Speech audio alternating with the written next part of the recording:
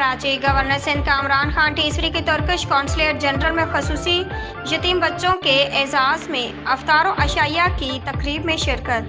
Consul general Türkiye Jamal सांगू और tikka coordinator haleem Ibrahim बासारान ने गवर्नर सिंध का इस्तकबाल किया।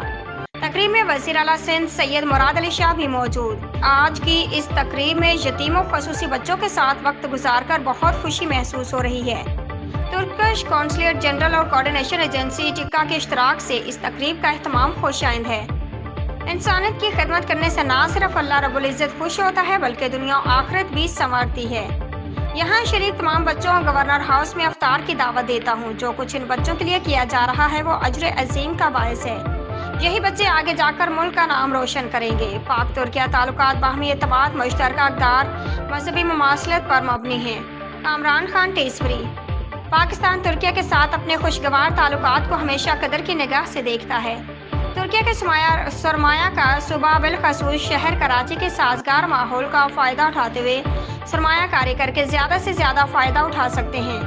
इस ज़मने आला तालीम याफ्ता बासलाहियत और मेहनती अफराद कुव्वत भी सरमायाकारों के लिए मुफीद साबित हो सकते हैं। तजारती और सकाफती वफूद के तबादले दोनों बरदार ममालिक को मज़ीद करीब लाने में मददगार साबित हो रहे हैं।